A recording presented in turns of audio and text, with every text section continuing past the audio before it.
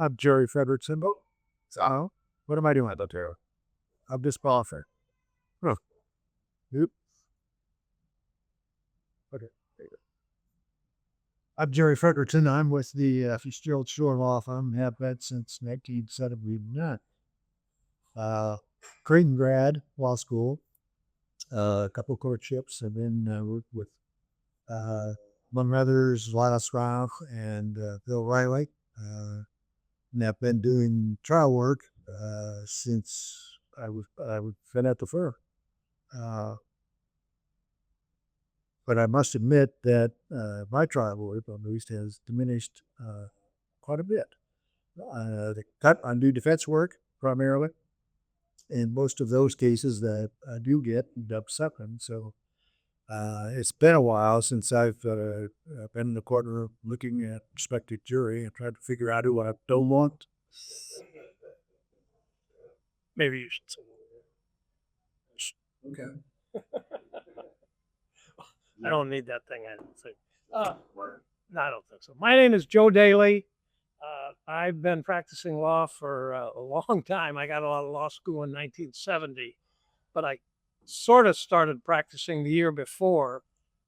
They didn't have a situation where you could let law students try cases unless you had an attorney there with you. But the individual that I worked with, Amos Sidoro, for probably over 50 years, he didn't care about that. And he used to, my senior year of law school, I started trying cases down in county court, small little things. And the judges all knew that I wasn't a lawyer, but they didn't care. But I was with that law firm from, 1968 until 5 years ago. So, the name of the firm was, started out as law offices in Emil F. Sidoro. And then at the end, and you can still see our sign on our building that got sold. Want to buy it? We get a sign. It's Sidoro, Daly, and Showmaker. And as Jerry said, I've done primarily defense work, although I do plaintiff's work. Some plaintiffs have done plaintiff's work and just other kinds of litigation, but mostly car accidents, product liability, slip and falls, primarily professional negligence. Most the professional negligence has been all from the defense side, but I'm here to talk to you about how to do it as a plaintiff too, I hope. I'm Charlie Gotch. Can you hear me back there? Okay. I'm the oldest. I started with the Cassem Tierney firm in 1959 as a law clerk. Graduated from Creighton in 1960. And my colleagues here and I started out in an era when there wasn't any mediation. And you either settled a case or you tried it. And there were certain trial lawyers who people referred their plaintiffs' cases to, and then there were certain defense lawyers. And you had to beat the people on the opposite side a few times before you got any respect in settlement negotiations. That's how it worked out. But I've tried a lot of cases over the years. I got involved in a lot of marathons. And as a result, I probably haven't tried as many cases as Joe, but I've tried about 75 cases to verdict, jury cases. So I think that what we could talk about here today is various phases of the trial, starting with the voir dire. And if you got any questions at any time, just raise your hand and we'll respond. So is that? And I'd like to just get a sense of the room here. So who has gone to trial in civil courts with the jury? Let's say with the jury, who's settled on the courthouse steps and not gone to trial. Who expects to have a trial in the future in civil jury? Wow. It's less and less these days, right? We have the civil jury verdicts that we put out there in the newsletter, and I have to say from what I'm seeing, there are approximately in this district court, there are a few county court with civil jury verdicts, but in district court in Douglas County, I would say the average 3 civil jury verdicts a month. Oh, that was County D6. And boy, back in your guys' days, it must have been. We tried 2 cases a panel. Yeah. During a 2-week panel, we tried 2 cases. It wasn't unusual. So you were 2 cases. Is that what you're saying? No, I'm saying as a lawyer, I'd be trying 2 different cases to a jury panel that lasted for 2 weeks. Wow. Yeah, it was not unusual. What's the longest civil jury trial that y'all have done? Well, for me, it'd be about 2 weeks. I think Charlie's had, as he said, a lot of the cases I had were less than well, not a lot of, but some of them were even less than a week, 3 or 4 days sometimes. I had a 2-week trial in Alaska, but that's probably the longest one. Charlie has had, as he said, he's had the long cases that seem to never go away. I had a plaintiff's case in federal court in Judge Strom's court with 9 weeks. 9 weeks. 9 weeks I was a plaintiff on a products liability. But I was involved in the Gerald Gentleman power plant case, which was as you go out on Interstate 80, get near southern Nebraska, you see off the south the Gerald Gentleman power plant. It's huge. And that case was tried in federal court in Lincoln and to a jury, and it lasted 9 months. And I was involved in all of the 2.5, 3-year pre-trial discovery, etc. And I was a third-party defendant, and they let me out a week before the trial if I would help them. So I had to sit through the damn trial. But there was 125,000 exhibits received in the evidence in that nightmare. And that was 1980, and it was a $28 million judgment in that case. So, let's as you mentioned, Jerry, let's talk about jury selection for here. Yeah, and there's an art, there's a science, there's sift between, there's today social media, right? You can learn more about person maybe with social media than you can help questions, but there are still questions that they get through. That so maybe your just thoughts on having jury. You want to start, Jerry? Sure. As you said, my clock wants to go. Don't let Joan pull you around on the microphone. So I followed Joe around on the clock. So, Fort Dyer, when I was asked to join this group, you can go into a lot of rabbit holes on what to do and what not to do in Fort Dyer. You can there are 500-600 page books just on Fort Dyer, body language, all those kinds of things. But the first thing that I think is important is who is your jury, or who are your prospective jurors? And that has been a problem. Not just as a problem, it's something we can't find out very well. At least I'm not sure about Douglas County today, but when I was trying more cases, we had no idea who was going to be our prospective jurors till I walked into the room.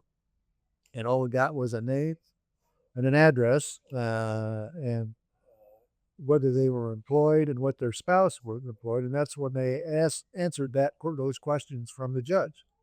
They would then go to the jury box, and we would start our voir dire. So when it comes to what I think is important is to know your audience.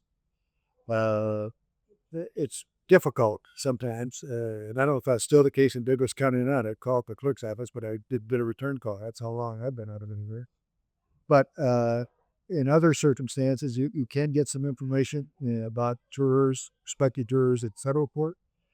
You can also get prospective information about jurors in some of the outstate counties because they don't have cases to try to jury trials for years, sometimes years and years and years.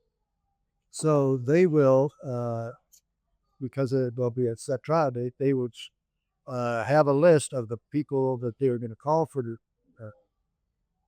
the prospective trial. We've gotten that list, and based on that list, we've done some, very elementary background information much before social media. I learned that one of the things you want to know is who do they vote for? Are they registered voters? And if so, which parties? Do they have a driver's license?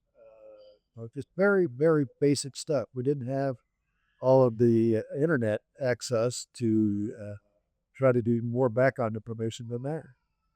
So, but nevertheless, that was helpful. But based on that kind of information, then you explore what kind of questions you want to ask. And some judges will let you ask them all. Other judges will not let you ask any. And some judges will let you have 10 minutes. So you have to know your audience again to find out from the judge what you can or cannot do. There's a standard around this? No, there isn't. It's up to the individual judges and how they wish to handle their voir dire. Most of the district judges, which don't do much voir dire, if anything, typically let the lawyers do the voir dire. They don't like, and rightly so, long voir dires.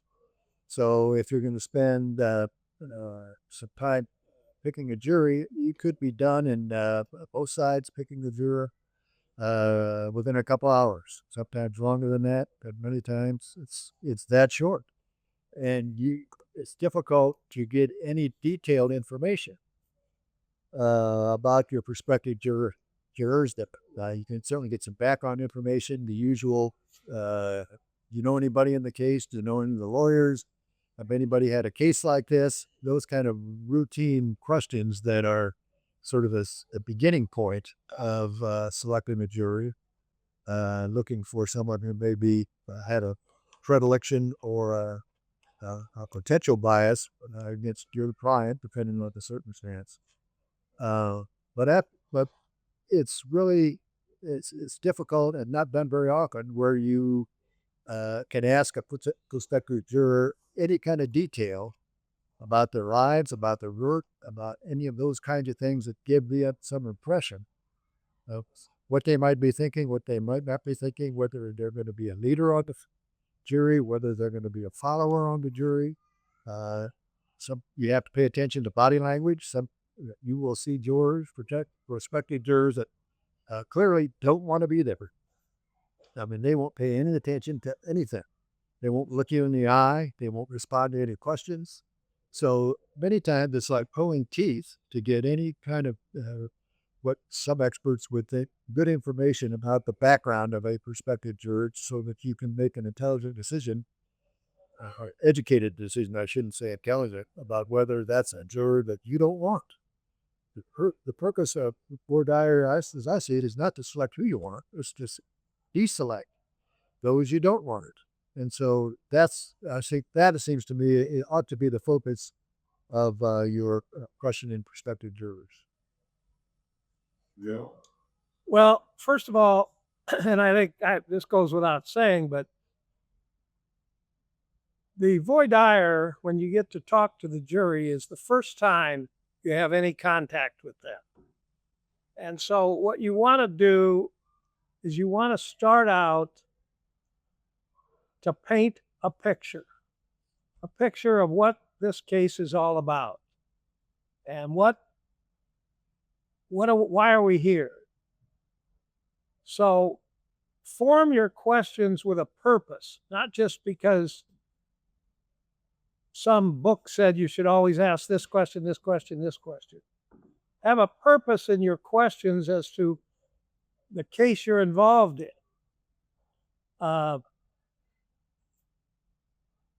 I learned this early on from, well, I was going to say one of my mentors, but my mentor was Emil. So, but if you can, it's easier for a defense lawyer because he or she gets more time. Memorize their names. Instead of saying juror number 4, say, juror number Showmaker. I mean, not juror number, but Mr. Showmaker.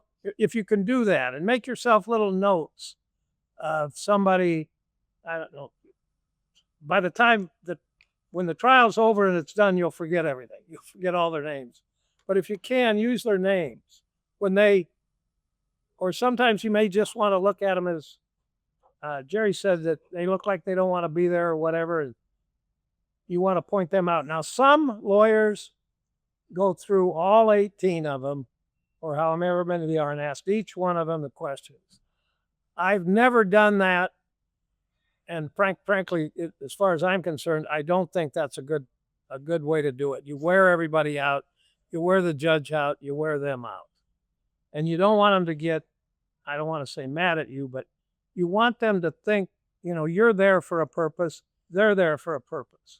Kind of explain the jury system to them and why they're there and what their role is in this whole thing. And obviously their role is pretty large.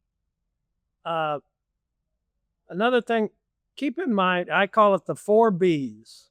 Be yourself. Just be yourself.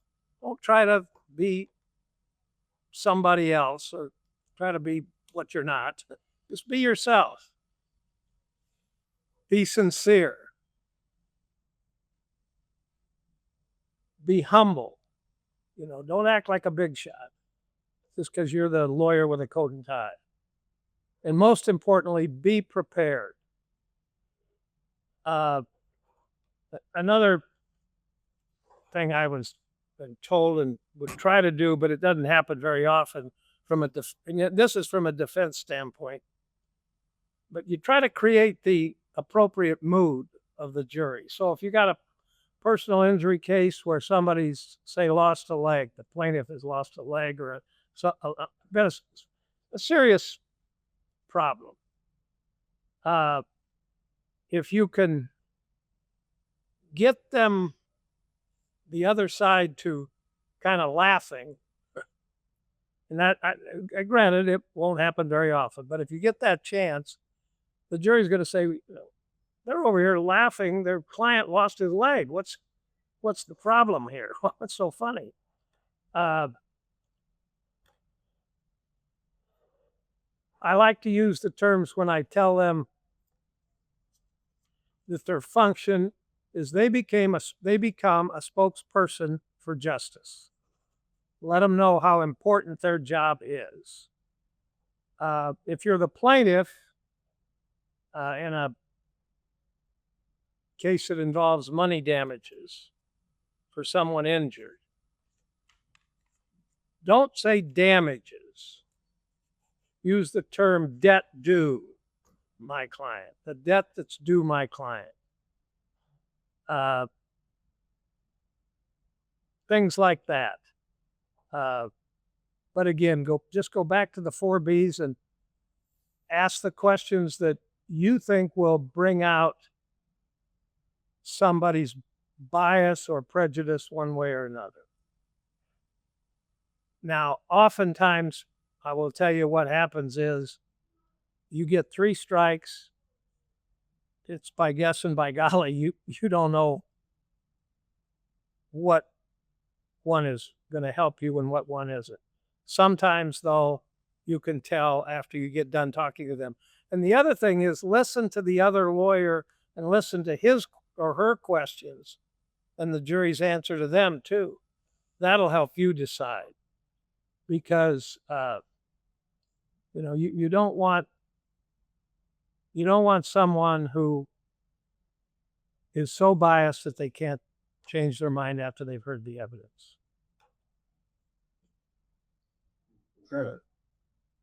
In my view, the voir dire is the hardest part of a trial. because it's very difficult to explain. Make tell the bailiff, my name is Mrs. Smith, and I'm married to John Smith, and I work at Mutual of Omaha, and they go sit down. And you're busy writing all this down. Have somebody else write it down. Watch how they walk up to the jury box and watch their demeanor, as Jerry said, their conduct and how they behave. Watch that. If they walk up there with a limp, that'd be significant. So keep that in mind. Also, ask the judge to cover certain things in voir dire that you don't want to cover, such as you can't do your own investigation, you can't get online and check all this stuff out. Otherwise, we'll have a mistrial and all that sort of thing. So there's other personal questions. Sometimes you have to get into with a questionnaire. I tried a birth control pill case. Are you going to ask the jurors whether they're on the pill? Obviously, you can't. So we had a questionnaire that was confidential, and only the judge knew the person's was connected to that particular number, and they filled out a questionnaire. So that's one thing that you keep in mind. If you got a complex case, you can ask the judge, with the other lawyer's agreement, to put together a glossary of terms. We're dealing with a lot of medical technology terms and so forth. It's helpful for the juror.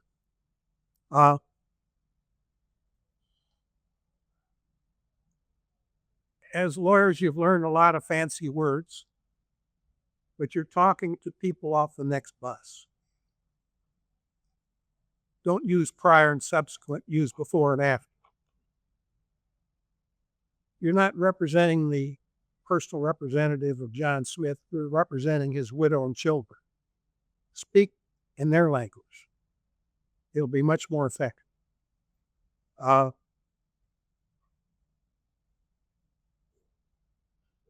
One of the most difficult things is to try and perceive whether these jurors can hear properly.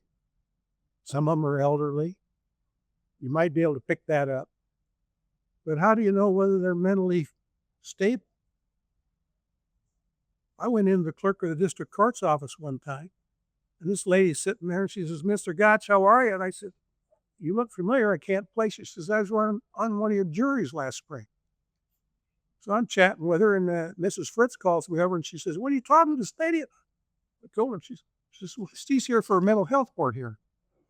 So, I mean, how are you going to find that out? You just have to guess. But the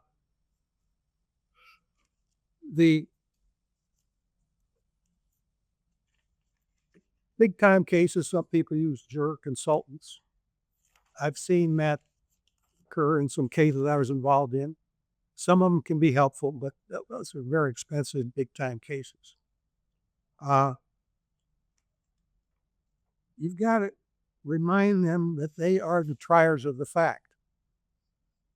And the judge is going to give you the law, and you have to take an oath to agree to follow the law, even if you disagree with it. You can't make up your own law back there. You're going to have to do that. You decide the facts with the jury and then apply the law, and he'll give you instructions. You have to get them to agree to do that.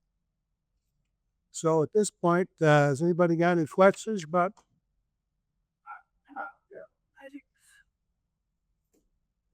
How do you treat people that clearly don't want to be here?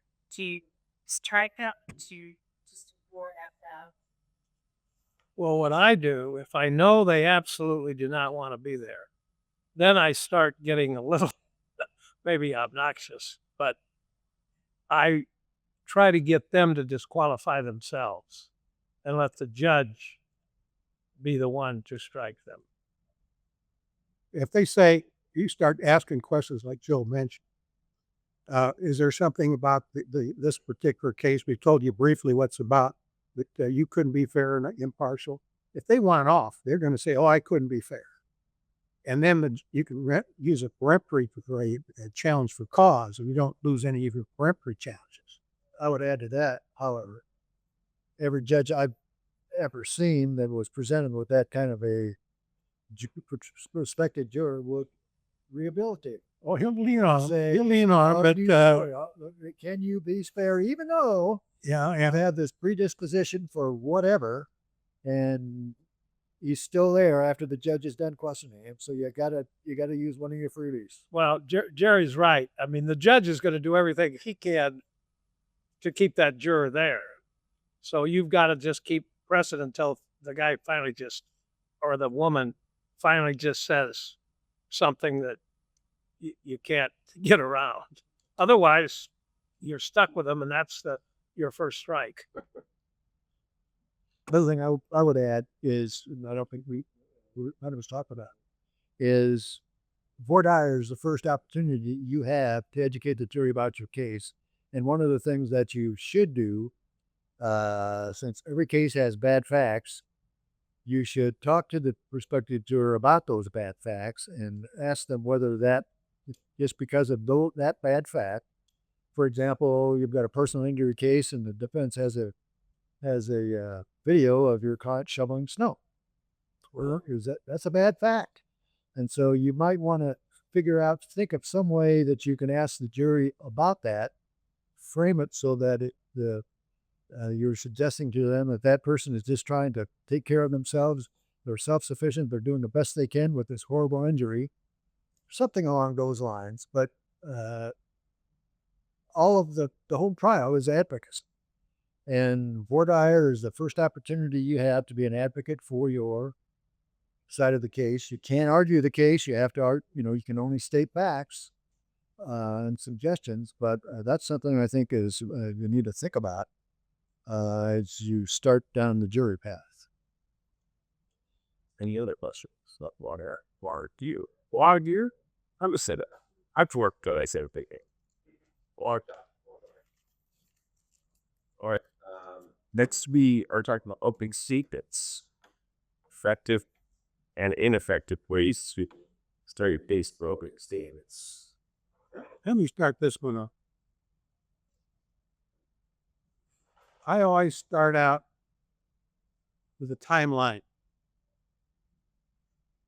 Whether it's an accident or a products liability case or any kind of case you can think of, there are certain events that are important. Now, it's got to be a neutral timeline. Date of accident, such and such, and various events. And I get that in front of them, and you can either put a big billboard up there or something on the screen, and I leave it up there the whole time, the whole case, because your evidence is going to come in different time sequences. And if you leave it up there and somebody's testifying to some event at a certain time, they'll look up at that timeline and they appreciate it, and they'll help them follow the evidence. And if your opponent gets up there and tries to take it down, then it's even better, because then you get it back up and they see that this guy's trying to keep you away from learning what's going on. So that's one thing that I use, and I found it to be very effective. A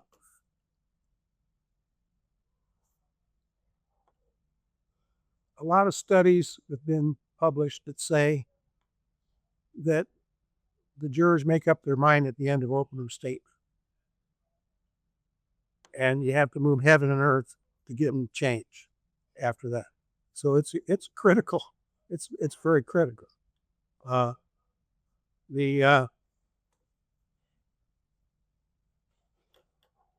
Obviously, you got to tell them what you expect to prove, and don't overpromise.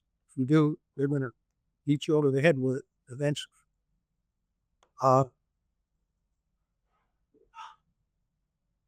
do you mean by overpromise? Tell them you're going to prove something, and you don't get it done. And a lot of times you think a witness is going to testify to something, and they tell you that ahead of time, and you put them on the witness stand, and all of a sudden they don't deliver. So you don't want to jump on board on something like that until they actually get on the stand and so testify. what's crazy about trials, a lot of people you think are going to be great witnesses are miserable, and people you think are really going to be a problem turn out to be great. I mean, you just can't predict how they're going to react on the witness stand. So, you got to explain to the jurors that the exhibits will come in various forms. There may be objections, and you shouldn't be surprised if there are objections, because under the rules, that's how you keep out evidence that isn't appropriate or legal.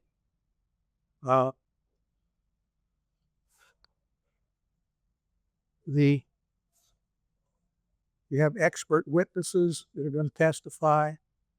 You can talk about these experts and what you expect they will say or don't, what they're not going to say. Explain to them that they're the sole judges of the credibility of the witnesses. And the fact that an expert says something doesn't mean we have to accept it. And kind of try to tie some of these things in with what you know the judge is going to instruct the jury on. Tie it into the instructions, then you can bring it up again in final argument with refer to that instruction.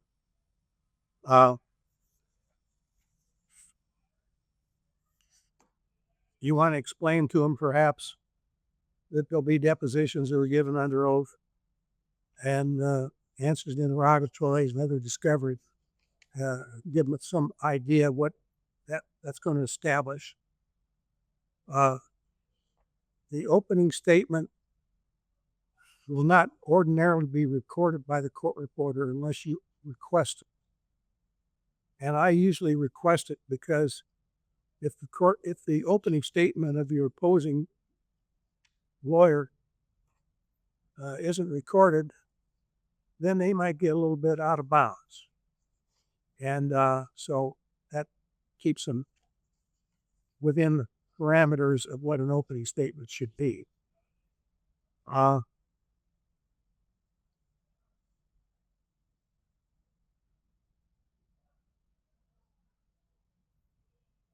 Avoid any kind of personal conflict with the other lawyer. Always be courteous, even if they are not, because the jurors will pick up on it. So that's some of my thoughts on an opening statement. Well, following up on what Charlie said,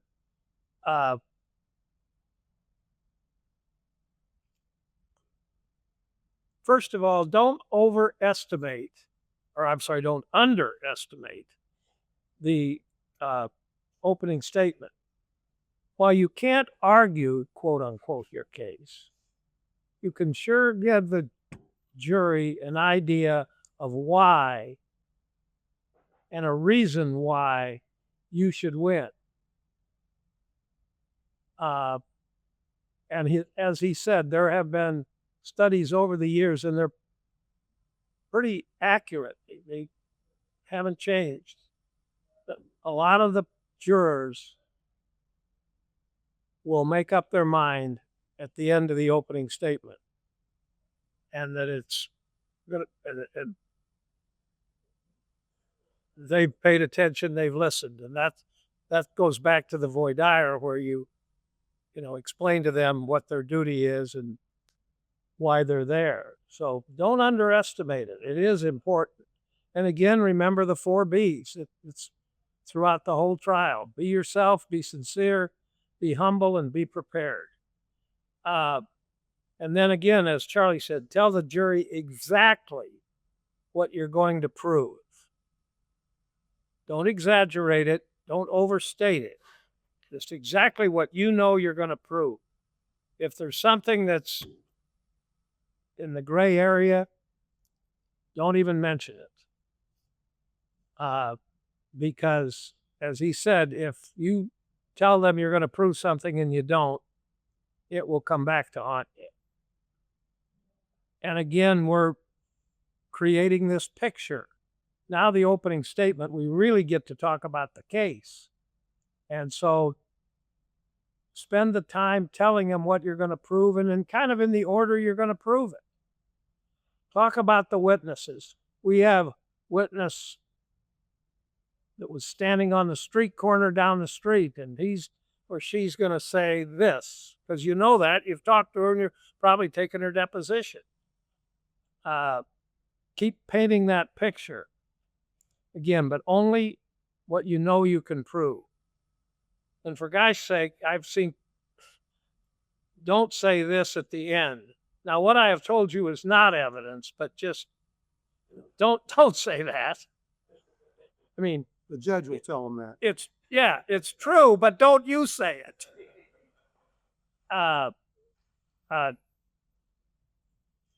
The key here is know your case backwards and forwards and inside out.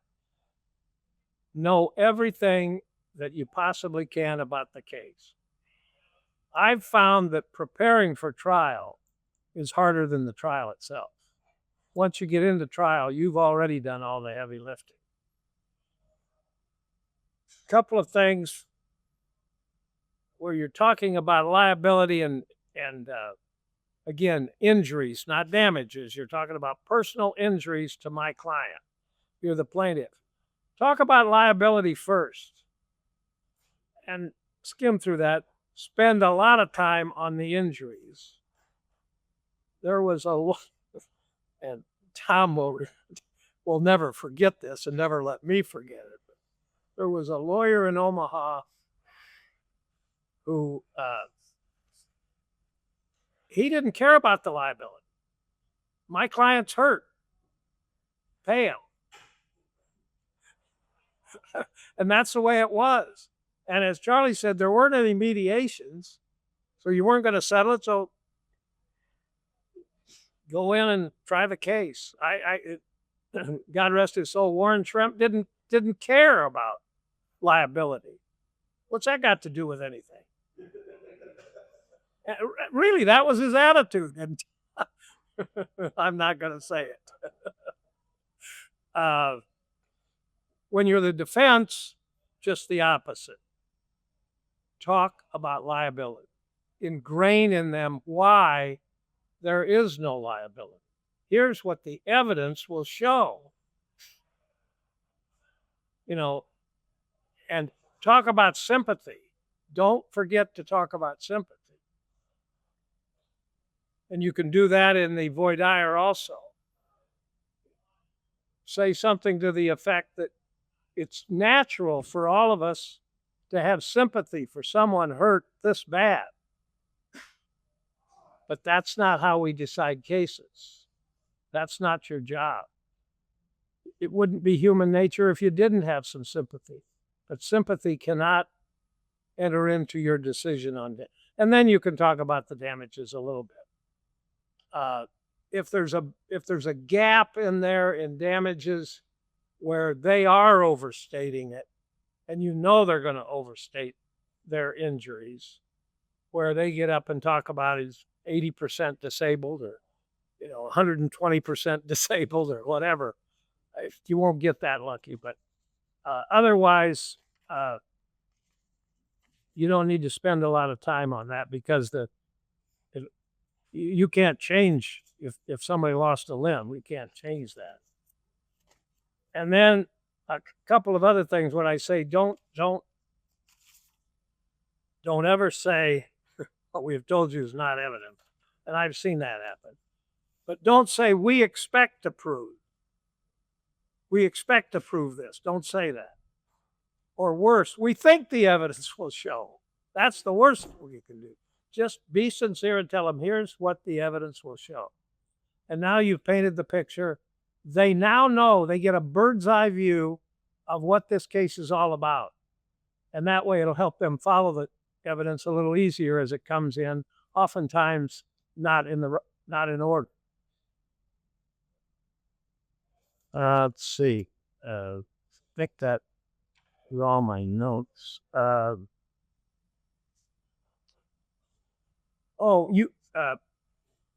You are entitled to make objections during voir dire, for example, if you wanted to, and you can object in opening statement, but don't do that unless you know the judge is going to grant your objection. Because otherwise the jury is going to think, why is that person trying to keep something from us? Jerry? I just have to observe that Joe's notes are on very yellow paper, much like mine. It was very well for.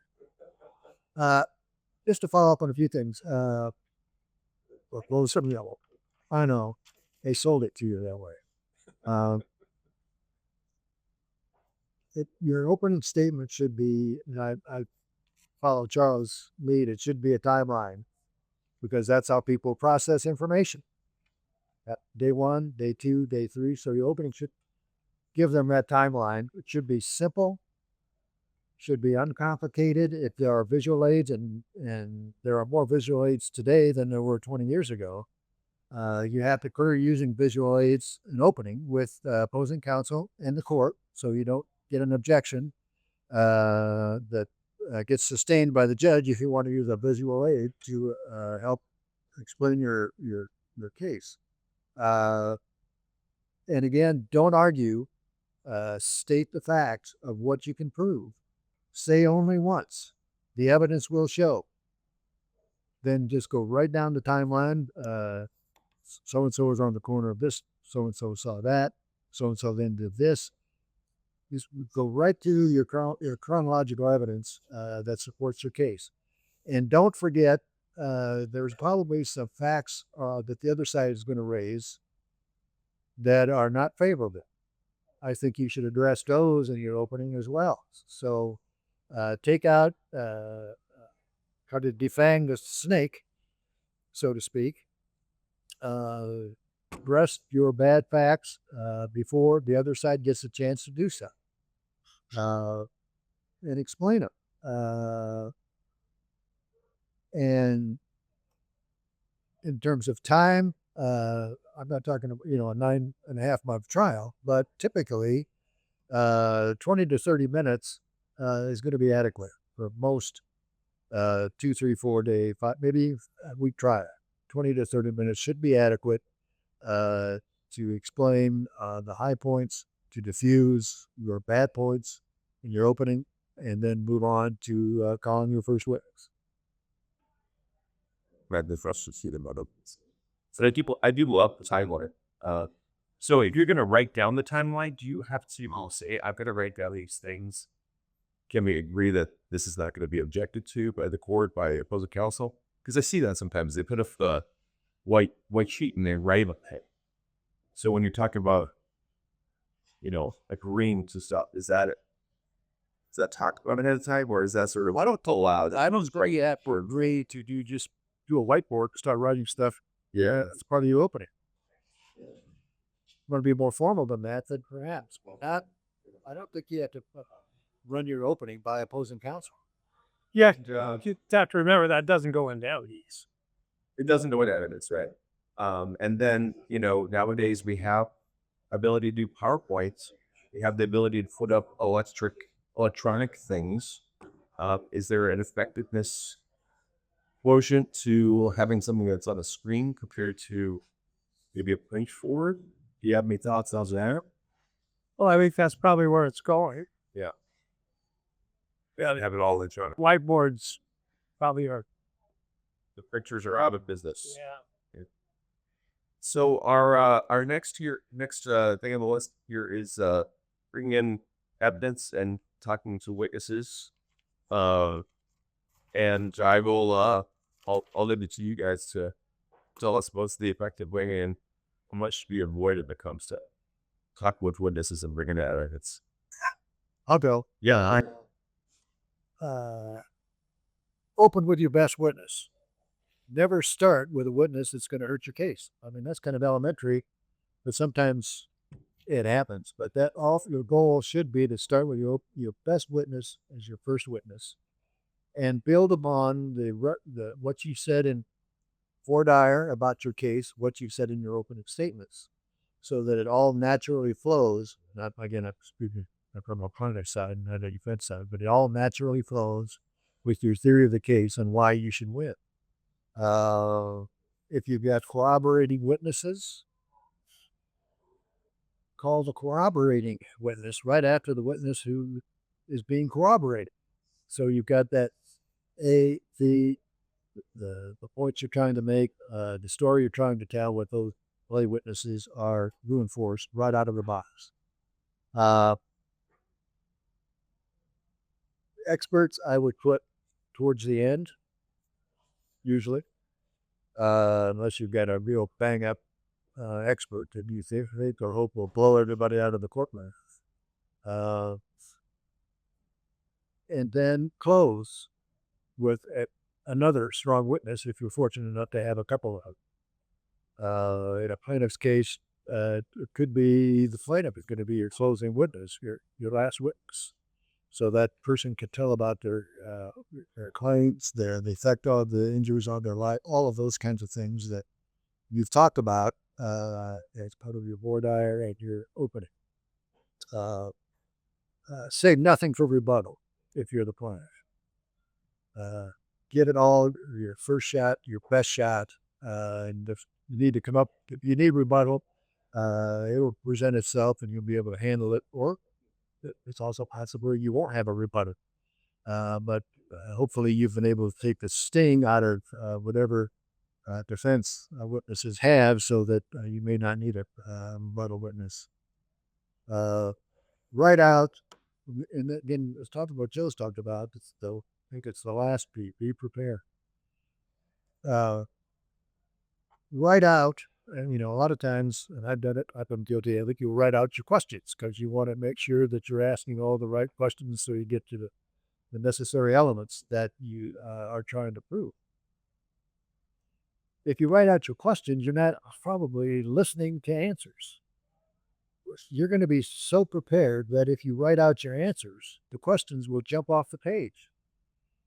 And because you'll be able to ask very easily a question that will get you the answer you want. And if the answer you get isn't the one you want, you've got more room to ask some follow-up questions to get to the point you want to make to that particular ask.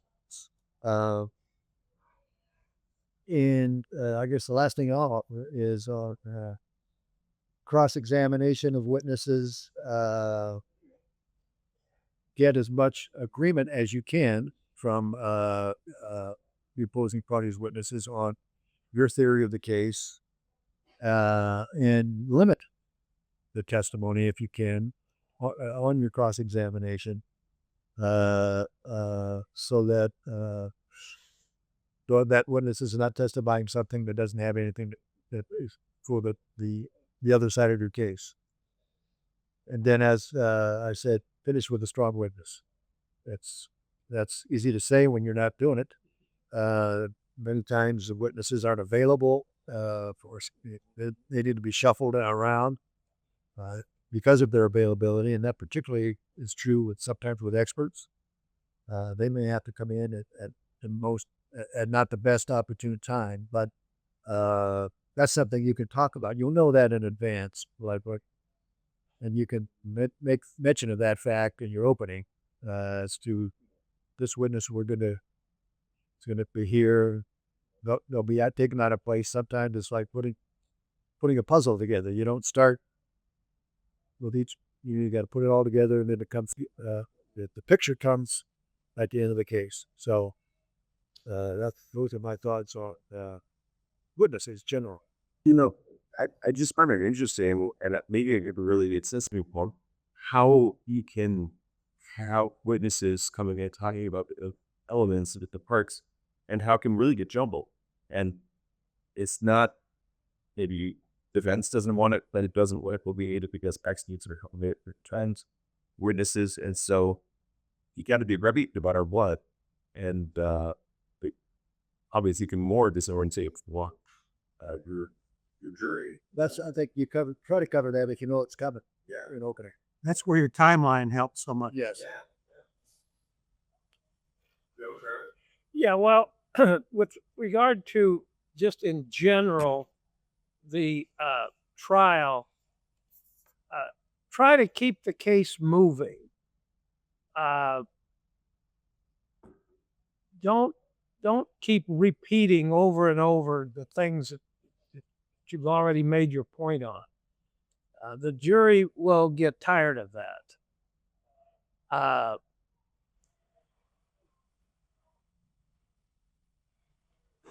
Try to, and this goes back to what I said earlier about getting ready, preparing for trial is, I think, a lot more work than the trial, because in your preparation, you've done all the work and you've done everything you can to get your witnesses lined up in the order you want them lined up. And that will vary from case to case, and that's a judgment you as a lawyer have to make. There is no right or wrong way. It's just whatever fits best in your case. But with regard to questioning your witnesses, if you've prepared the case, and that goes back to being prepared, you've taken the deposition of every witness that's going to take the stand. You know exactly what they're going to say. And if they say something different, it's to your advantage. But make sure in your preparation for trial, in the however long it is away from trial, that you've asked all the questions you want to ask of a witness. And with regard to your own witnesses, spend the time with them going over, here's what I'm going to ask you, here's what I'm going to ask you, here's what I'm going to ask you.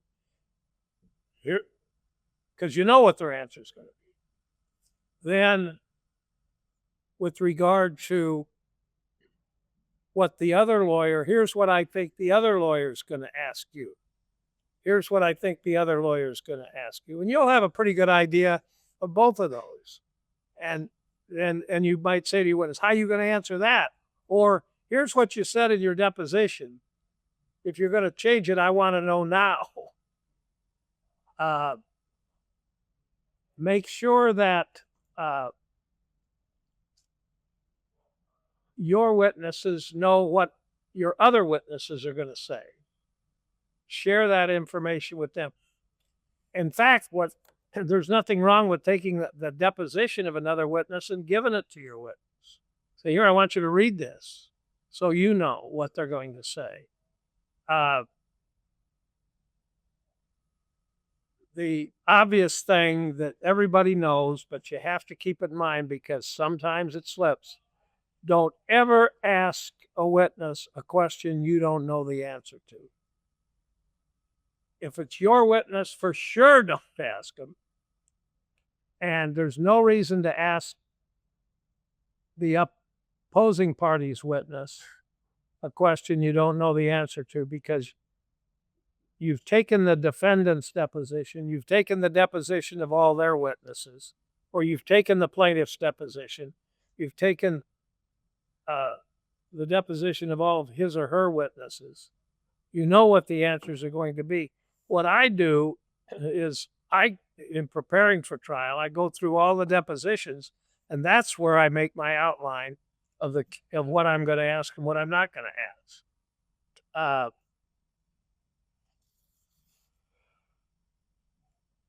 As far as cross-examination, use leading questions. You're entitled to do that. Don't hesitate to use leading questions. You can try it with your own client or with your own witnesses, but that's objectionable.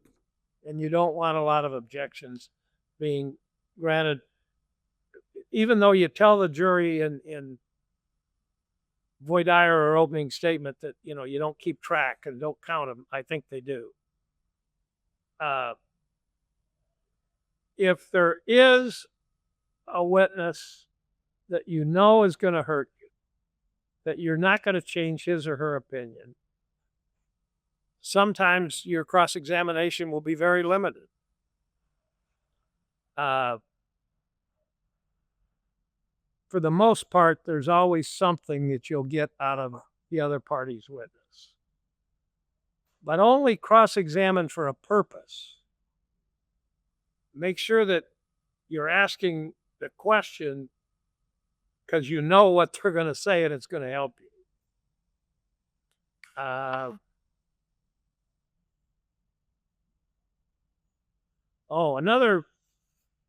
Don't ask a question that starts off with why or how.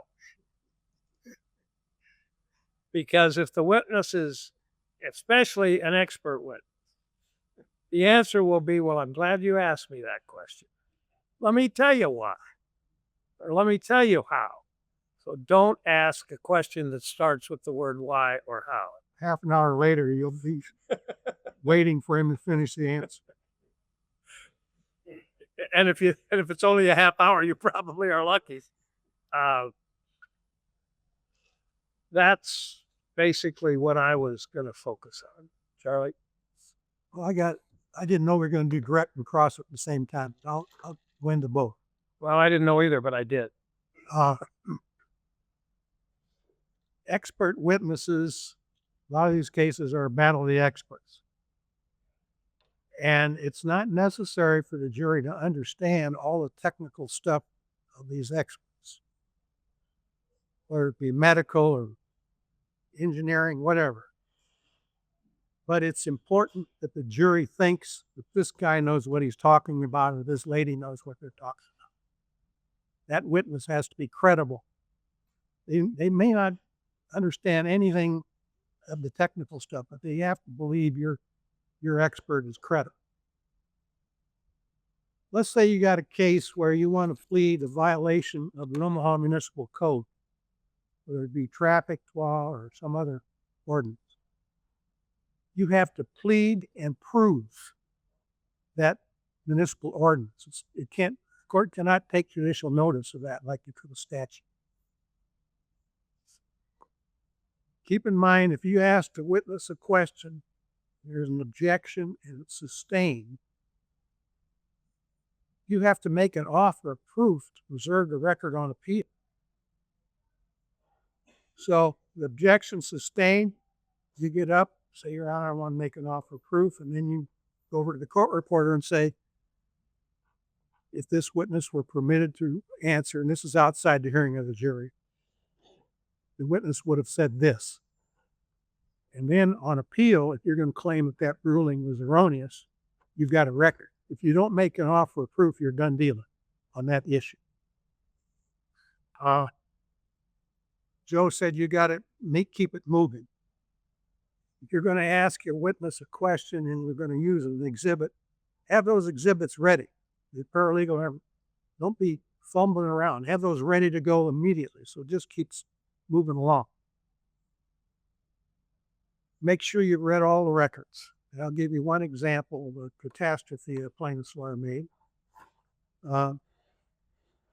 He hadn't read the medical records in the hospital records. And this lady had a claim for a bad back. And the nurse's note said, patient seen in shower with male visitor. So that turned out to be a big problem for the plaintiff's lawyer who hadn't read the records. Is that a bad fact or is that a good fact? That's the question.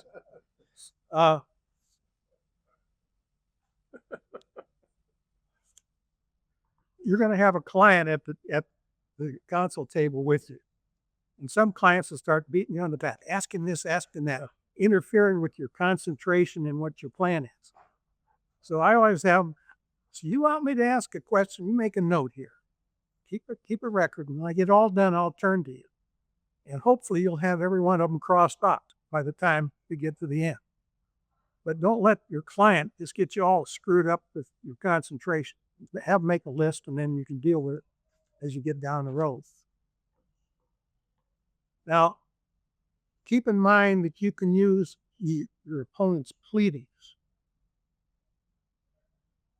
A pleading is a binding judicial admission.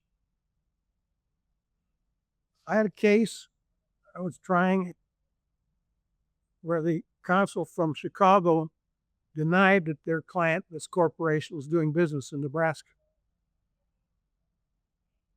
which was ridiculous because they had a full-time salesman in Nebraska, had been here for years, calling on customers all the time. So I just subpoenaed that salesman into the courthouse, put him on the stand, and handed him the phone book. You've been living in Omaha how many years? And go through the whole routine of how many clients he's been calling on, all in Nebraska, so forth. I said, well, can you explain to the jury why your corporation claims they aren't doing business in Nebraska? Of course, he jumps up and objects and all that. This made, it's completely killed him. So, and if they've made pleadings in another case, that's not necessarily a binding judicial admission, but it's a judicial admission.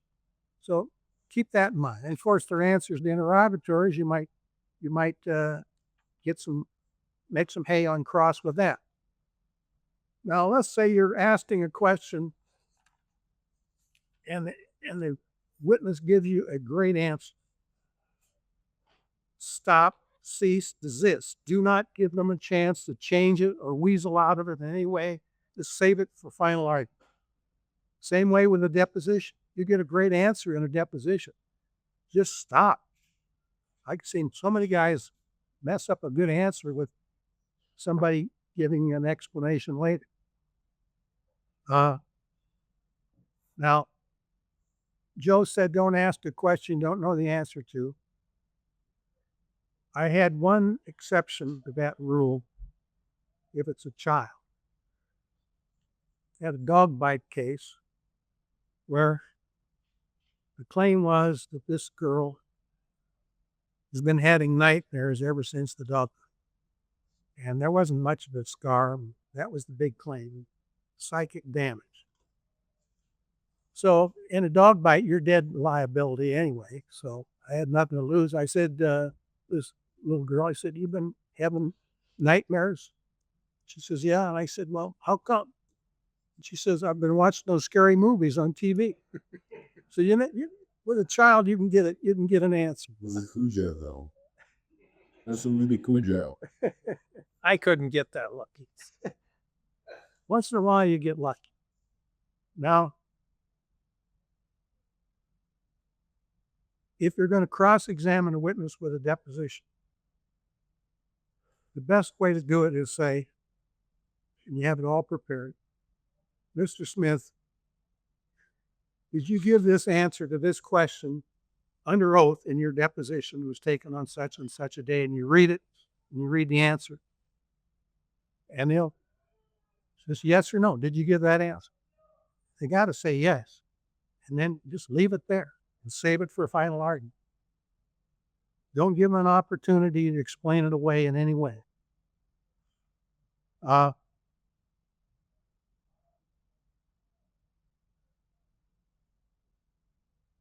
In preparation, to give you an idea, in a big time case where you have an unlimited budget, I had a case where the opposing expert had written 800 journal articles and 12 books. Plus, he'd given testimony in a number of trials and depositions, and he was a very difficult witness. The only way you could deal with him was say, do you agree or disagree with this statement? And if he disagreed, you just beat him over the head with his own article. Otherwise, you couldn't make any hay with him on cross-examination. But with 800 journal articles and 12 books, you can really drag it out a long time. See if I got any other thoughts on this topic here.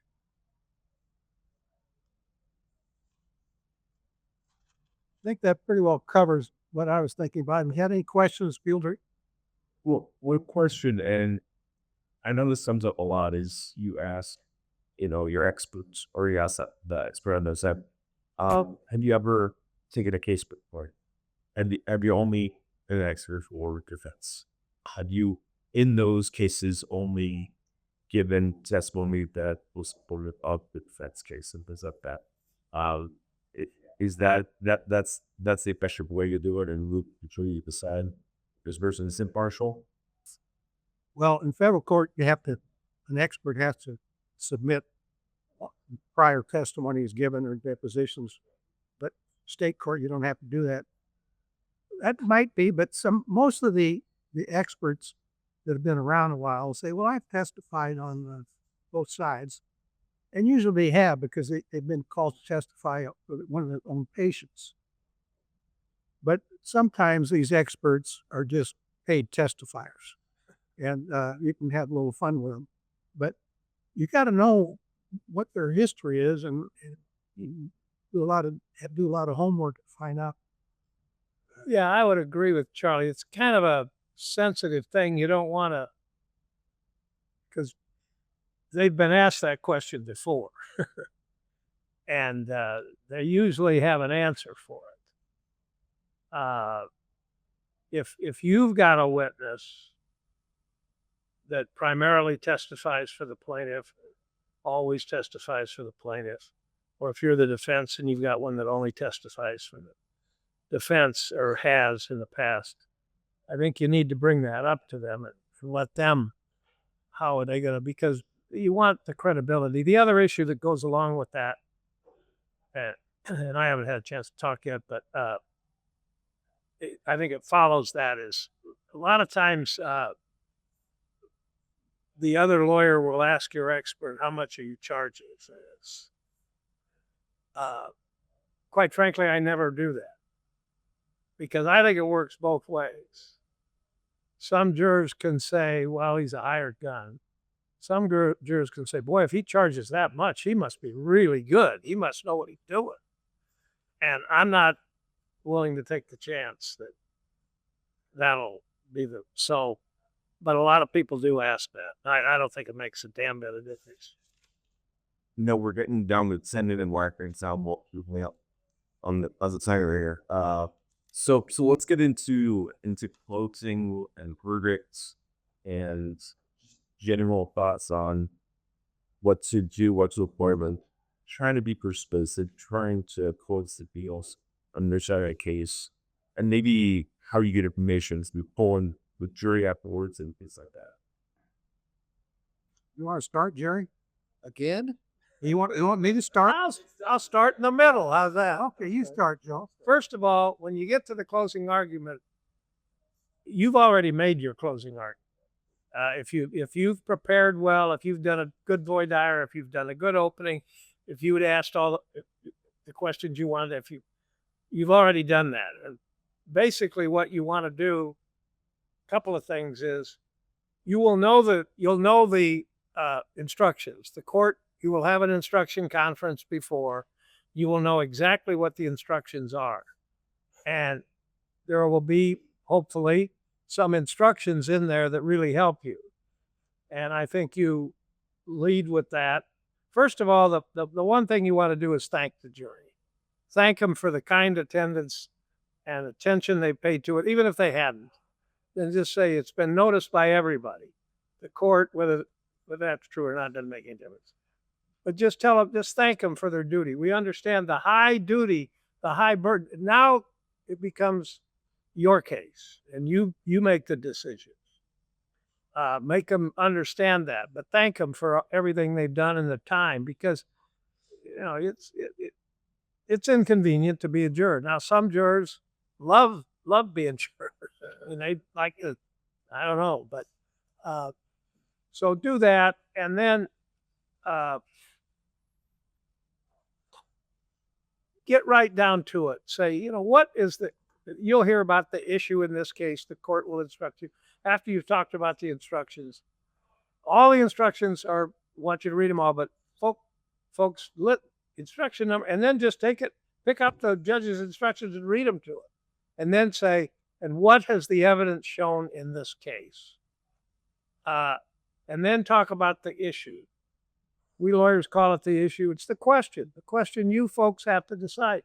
The question is, and what has the evidence shown? The evidence shown, the answer is obviously this. And then why? What has the evidence shown? What happened here? What evidence was brought before you? Just go through the facts of the case, which you already told them about.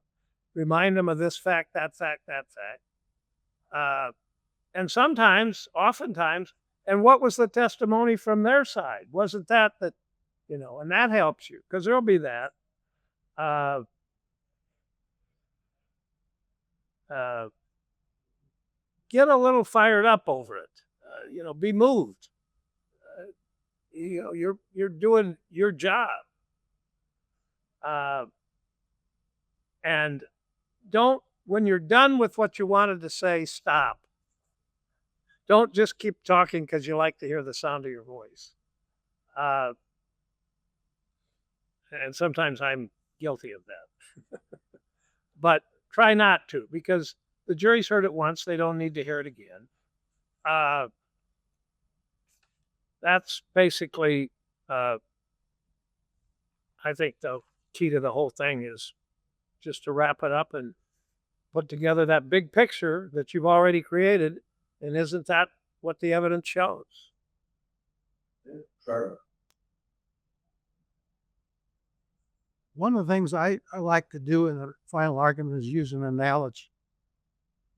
Because a lot of times these cases are complicated, and you try to analogize it to something that's every day. I've used an analogy of a washing machine or an automobile, and try to get them to thinking along something that they relate to.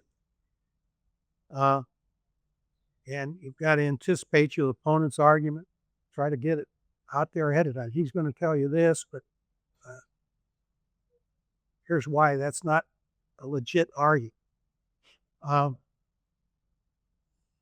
Once again, I use the chronology. By standing there with the chronology, that tips me off exactly what the evidence was that I proved along the lines. I don't have to start reading a final argument. I can just look at that analogy with that timeline and bounce it off of there without referring to any notes to speak of.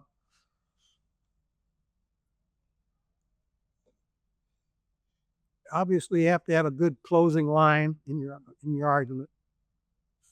And if you're on the plaintiff's side, you can tell them that this is your client's last day in court for this matter. You're the sole judges of the facts here.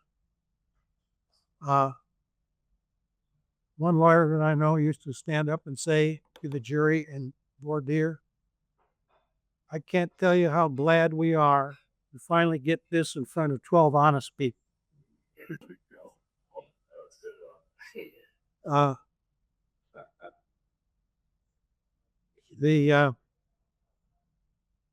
tried a case one time where I was defending, and there was two defendants. And the plaintiff's lawyer got up and said, before he talked about damages, he says, now he says, you've seen the battle between the railroad and this corporation. You've seen the battle of the Titans. Let me tell you what that was all about. Because let me tell you the damages here. That's what they're arguing about. It just led right into that scenario. Pretty effective. You might be unlucky enough to get a hung jury. I've had two in my career. Keep in mind that if you make a motion for a directed verdict and a motion for judgment notwithstanding the verdicts, you can appeal that hung jury and say it was error, but you didn't get a directed verdict or a judgment notwithstanding. That's an appealable order. A lot of people don't know that unless you've been through it.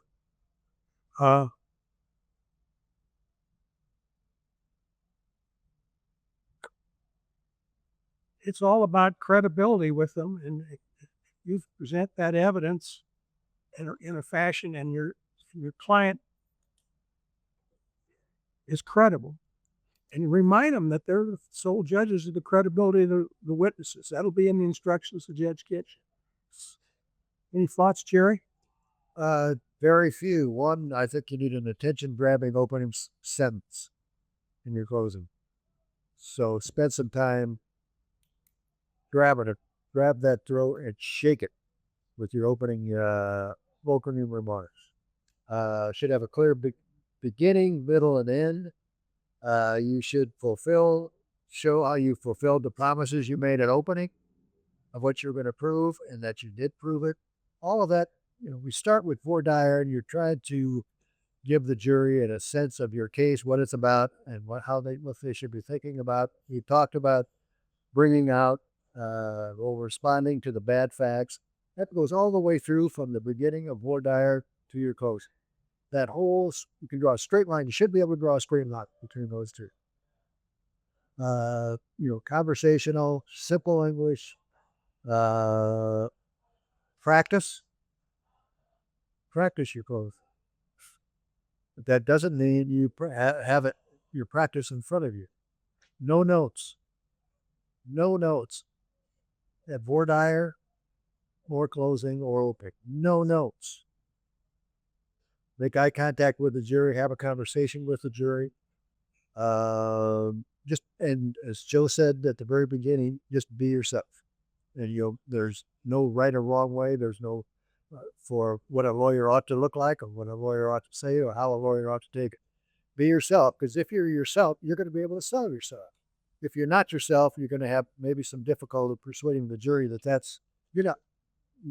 They think you're not that person that's talking to them. And I like Charlie's metaphors and analogies, although those are kind of tricky. You want to make sure that you don't give somebody an opening that'll bite you in the butt. Emphasize the best points, address the major weaknesses, and thank the jury for their. You'll enter a verdict for my side on the defense or the plaintiff, whatever it is. One question I've gotten, how much time do we have? We done?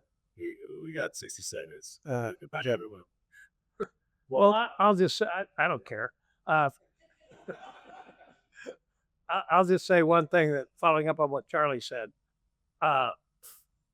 If you're the defendant, always ask for a directed verdict at the end of the plaintiff's case in chief.